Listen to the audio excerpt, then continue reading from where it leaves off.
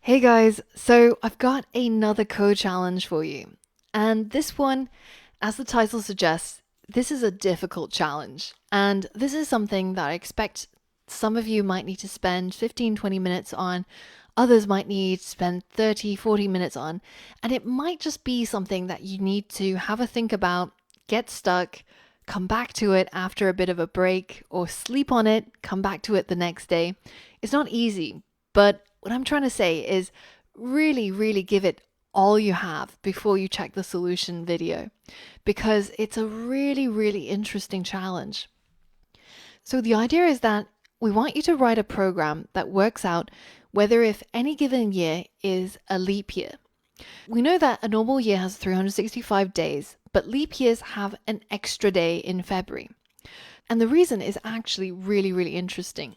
If you're interested, there's a really good explanation of how leap years work and why we have them at this YouTube link. So just go ahead and copy this URL and check it out.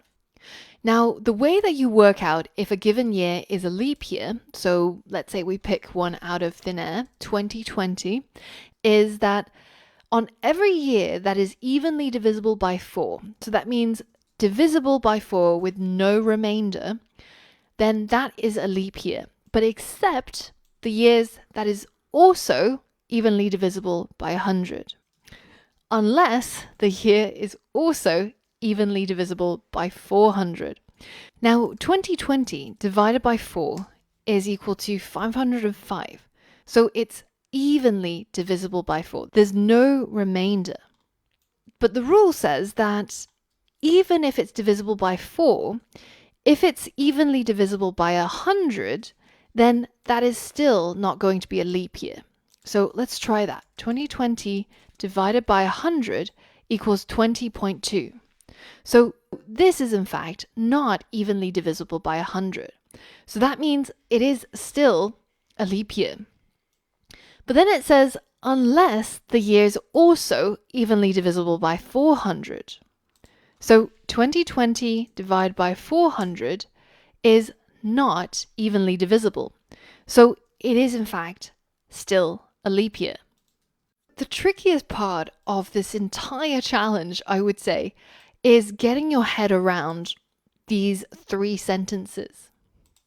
A year that is divisible by 4 with no remainder is a leap year, except if it's also divisible by 100. In that case, it's no longer a leap year, unless that year also happens to be evenly divisible by 400. Then it is still a leap year. What I recommend doing is A, if English is not your native language, then have a look online for the rules for determining a leap year in your own language, because these words, except and unless, are so integral to how this algorithm works. And you really need to understand exactly what it means. Then what I recommend you doing is to go ahead and create a flowchart, just like what I've done in previous examples. Head over to a website like draw.io, or simply just write it on a piece of paper. Draw it out and visualize what this actually means in terms of your code. Now, if you really get stuck on that, I've also created a flowchart for you. So if you actually get stuck creating the flowchart, there is one there that you can refer to as well. But it's a really good exercise creating your own flowchart based on what it is that you want your program to do. And your algorithm or your code should correctly tell us whether if it's a leap year or not a leap year. So it just has to print out leap year if it is, like 2400. And if it's not a leap year, like 1989, then just print not leap year. This is the time to pause the video and really give this challenge everything you've got. I'll see you back here once you're done.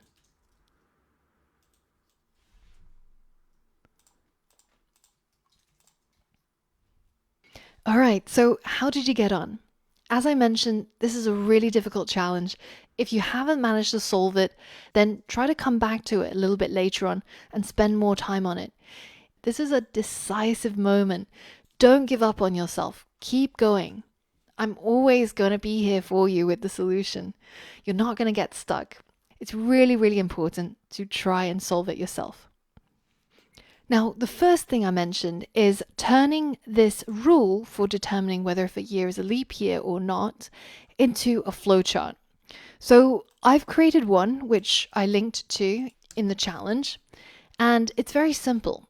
We start off by asking ourselves, is a particular year that we have in mind, let's say the year 2000, is it cleanly divisible by 4? Which means, can you divide it by 4 with 0 remainder?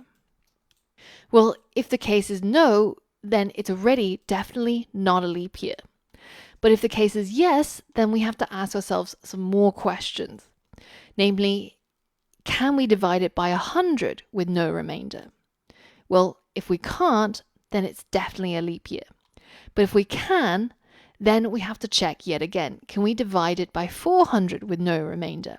If the answer is yes, then it's a leap year. If the answer is no, then it's not a leap year. Let's try and code that logic out. Keep your flowchart up somewhere so that you can write your code while referring to the diagram. We start off by checking whether if the year that came in through the input is divisible by 4 with no remainder. And you might remember from our previous code exercise that the way we do this is using the modulo. So year modulo 4 will give us the remainder. So if the remainder is equal to 0, well, in that case, it's cleanly divisible by 4. And you can check this out yourself in the console. Let's say if you have 8 modulo 4, 4 goes into 8 cleanly, there's 2 4s in an 8, the remainder is 0. Whereas 9 modulo 4, 4 plus 4 is 8, remainder 1. So if the remainder from the year divided by 4 is equal to 0, then it is cleanly divisible by 4. So in this case, we'll have to go into yet another if statement. But if it's actually false, then it's definitely not a leap year. So the else statement that matches this if statement is going to tell us for sure that this is not a leap year.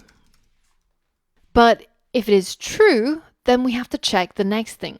Is it cleanly divisible by 100? So we check if the year modulo 100 is equal to 0. And if the answer is yes, then we have to check that year against another question. But if it's no, then it's definitely a leap year. In this case, that will lead to an if statement if it's true. But if it's false, then we can simply print leap year, because that's what it's going to be.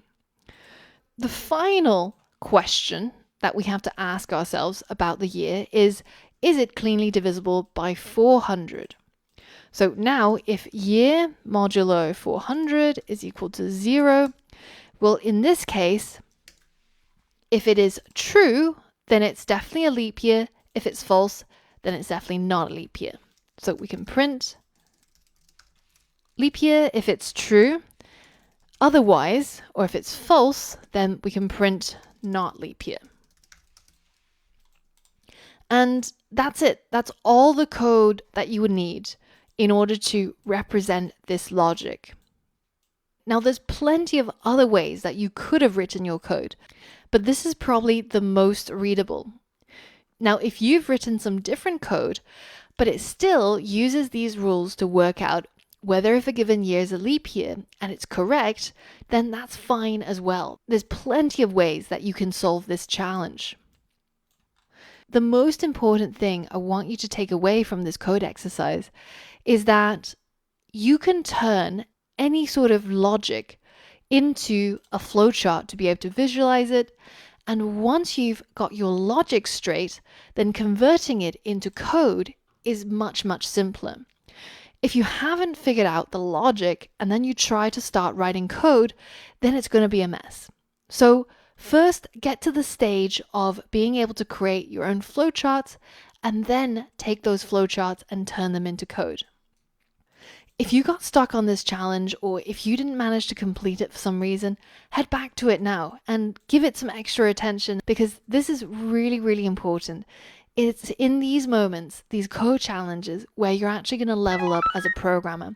It's not during the tutorials, it's not during the videos where I explain things to you. It's where you actually write the code yourself. I hope you had fun on this code challenge and you managed to complete it, be it with hints or without hints. On the next lesson, we're going to take the if statement one step further, and I want to show you how you can have multiple if statements and test for multiple conditions. So for all of that and more, I'll see you on the next lesson.